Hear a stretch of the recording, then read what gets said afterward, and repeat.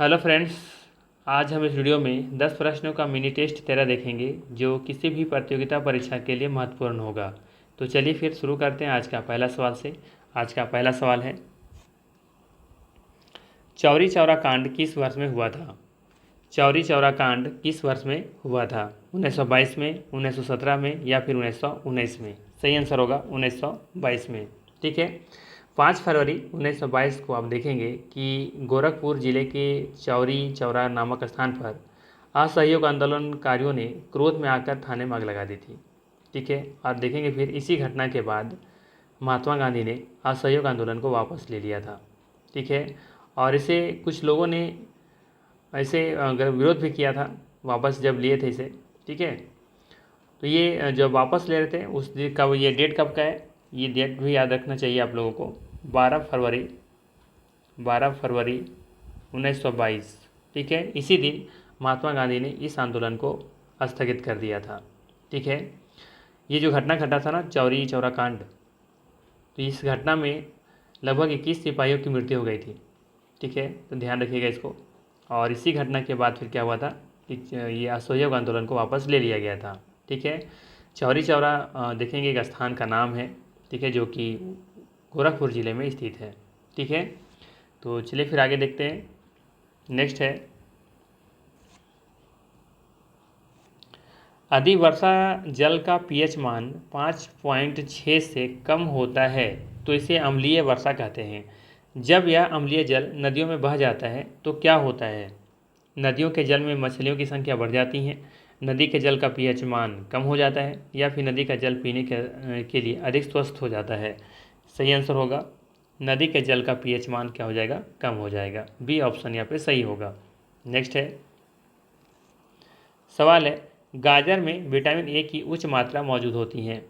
ठीक है, ध्यान रखिएगा, सवाल यहाँ पे भी एक क्वेश्चन बन सकता है कि गाजर में कौन सा विटामिन पाया जाता है, तो विटामिन ए। ठीक है, तो गाजर में विटामिन ए की उच्च मात्रा पर मौजूद होती हैं। गाजर खाने से बच्चों को क्या मिलती हैं? इससे बच्चे की आँखें की रोशनी बेहतर होगी, इससे बच्चे की हड्डियाँ मजबूत होगी, इससे बच्चे की कई बीमारियों से लड़ने में मदद मिलेगी। ठीक है, यहाँ पे जो सही आंसर होगा वो होगा ए ऑप्शन। ठीक है, इससे बच्चे की आंखों की रोशनी बेहतर होगी। ठीक है, अगर आपको हड्डियाँ मजबूत करनी है तो आपको प्रोटीन, कैल्शियम, है ना, ये सभी लेने होंगे। ठीक है, और यहाँ पे लिखा है ये बीमारियों से तो मदद मिलेगी लेकिन कई बीमारियों से नहीं। ठीक है, अगर सिर्फ बीमारियों से लड़ने में मदद करती है, अगर ये रहता बीमारी, है ना, आँख की जो बीमारी होती है तो वो अगर रहता तो सही हो जाता, लेकिन यहाँ पे लिखा है कई बीमारियों से, तो गाजर से कई बीमारियों से लड़ने में मदद नहीं मिलती। ठीक है, अर्थात यहाँ पे जो सही आंसर है वो है ए ऑप्शन। ठीक है, नेक्स्ट है, अप्रैल 2024 में विश्व जनसंख्या स्थिति रिपोर्ट को हाल ही में किस संगठन के द्वारा जारी की गई है? सवाल है, अप्रैल 2024 में विश्व जनसंख्या स्थिति रिपोर्ट को हाल ही में किस संगठन के द्वारा जारी की गई है? विश्व बैंक, UNFPA या फिर IMF? सही आंसर होगा बी ऑप्शन, UNFPA। ठीक है, और देखेंगे इस रिपोर्ट में कहा गया है कि भारत की जनसंख्या आने वाले 77 वर्षों में कितना, 77 वर्षों में भारत की जो जनसंख्या है वो डबल हो जाएगा। ठीक है, यानी कि दुगना हो जाएगा। ठीक है, तो ये भी ध्यान रखिएगा, इस रिपोर्ट में कहा गया है कि भारत की जो जनसंख्या है वो 77 वर्षों में दुगना हो जाएगा। ठीक है, ये दुगना होने में का अनुमान लगाया गया है। ठीक है, फिलहाल भारत की जो जनसंख्या वो कितना है, 1.44 अरब। ठीक है, और ये चीन से भारत आगे निकल चुका है। चीन की जनसंख्या फिलहाल भी कितना है, 1.42। ठीक है, इस रिपोर्ट में ये बातें आई हैं। ठीक है, इसे ध्यान में रखिएगा। नेक्स्ट है, हाल ही में किस संस्थान ने उत्तर प्रदेश के अयोध्या में सूर्य तिलक परियोजना में महत्वपूर्ण भूमिका निभाई है? सवाल है, हाल ही में किस संस्थान ने उत्तर प्रदेश के अयोध्या में सूर्य तिलक परियोजना में महत्वपूर्ण भूमिका निभाई है? ऑप्शंस हैं, भारतीय खगोल भौतिक संस्थान बेंगलुरु, IIT रुड़की या फिर IIT दिल्ली। अगर हम बात करें ये जो है ना सूर्य तिलक, ठीक है, ये सूर्य तिलक परियोजना था क्या?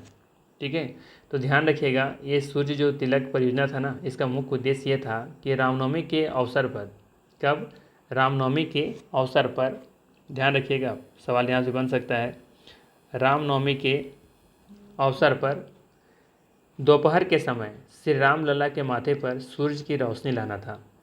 ठीक है, और ये जो महत्वपूर्ण भूमिका निभाई है ये है भारतीय खगोल भौतिक संस्थान बेंगलुरु। ठीक है, इसका ए ऑप्शन यहाँ पे बिल्कुल सही हो जाएगा। ठीक है, तो ध्यान रखिएगा सूर्य तिलक परियोजना क्या है, तो रामनवमी के शुभ अवसर पर, ठीक है, यानी कि रामनवमी के दिन दोपहर में श्री जो रामलला जी हैं उनके माथे पर सूर्य की रोशनी लाना है। ठीक है, तो यहाँ पे सही आंसर हो जाएगा ए ऑप्शन। ठीक है, भारतीय खगोल भौतिक संस्थान बेंगलुरु ने एक महत्वपूर्ण भूमिका निभाई है इसमें। ठीक है, ये ऑप्शन यहाँ पर सही होगा। नेक्स्ट है, हाल ही में लॉन्च की गई पीएम जनधन योजना, रुकिएगा ज़रा सा, हाँ ठीक है, जनमन ही होगा। हाल ही में लॉन्च की गई पीएम जनमन योजना का संबंध किससे है? जनजातीय समूह, पीवी, टीजी, किसान, ग्रामीण विकास।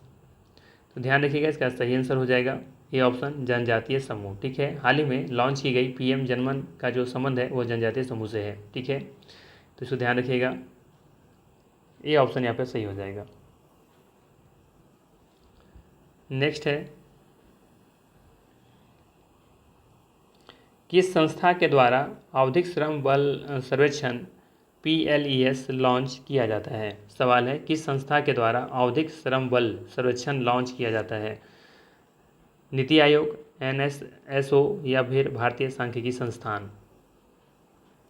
तो ध्यान रखिएगा, NSSO संस्था के द्वारा आवधिक श्रम बल सर्वेक्षण लॉन्च किया जाता है। ठीक है, सही आंसर होगा यहाँ पे आपका बी ऑप्शन।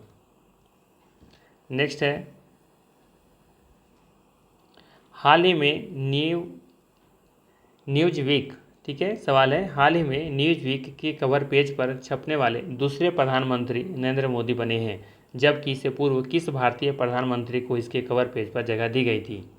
सवाल है, हाल ही में न्यूज वीक के कवर पेज पर छपने वाले दूसरे प्रधानमंत्री नरेंद्र मोदी हैं, जबकि इससे पूर्व किस भारतीय प्रधानमंत्री को इसके कवर पेज पर जगह दी गई थी? उसका नाम बताना है आपको यहाँ पे। ठीक है, तो ध्यान रखिएगा, इससे पहले सिर्फ और सिर्फ एकमात्र प्रधानमंत्री रही थी, वो नाम, उनका नाम था इंदिरा गांधी। ठीक है, अर्थात सी ऑप्शन यहाँ पे सही हो जाएगा। ठीक है, तो ध्यान रखिएगा, हाल ही में न्यूज वीक के कवर पेज पर छपने वाले दूसरे प्रधानमंत्री नरेंद्र मोदी बने हैं, जबकि इससे पहले इंदिरा गांधी को इसके कवर पेज पर जगह दी गई थी। ठीक है, नेक्स्ट है, अच्छा इसमें थोड़ा सा ध्यान रखिएगा, अगर पूछ लिया जाए बाय द वे कि ये न्यूज वीक कहाँ की हमारी ये पत्रिका है, ठीक है, तो ध्यान रखिएगा ये पत्रिका है अमेरिका की। कहाँ की है? अमेरिका की है, में भी पूछा जा सकता है, तो ध्यान रखिएगा ये पत्रिका है अमेरिका की। ठीक है, चलिए आगे देखते हैं। सवाल है यहाँ पे कि हाल ही में भारत ने किस देश के साथ टैक्स चोरी से बचने हेतु नए कर संशोधन प्रोटोकॉल हस्ताक्षर किए हैं? ध्यान रखिएगा, इम्पोर्टेंट सवाल है। ठीक है, हाल ही में भारत ने किस देश के साथ टैक्स चोरी से बचने हेतु नए कर संशोधन प्रोटोकॉल पर हस्ताक्षर किए हैं? ऑप्शन से दिए हुए डेनमार्क, जर्मनी या फिर मॉरिशस। ठीक है, ऑप्शन दिए हुए डेनमार्क, जर्मनी, मॉरिशस। ध्यान रखिएगा, हाल ही में भारत ने मॉरिशस देश के साथ टैक्स चोरी से बचने हेतु नए कर संशोधन प्रोटोकॉल पर हस्ताक्षर किया है। ठीक है, तो यहाँ पे सी ऑप्शन सही होगा। ठीक है, सी ऑप्शन बिल्कुल यहाँ पे सही है।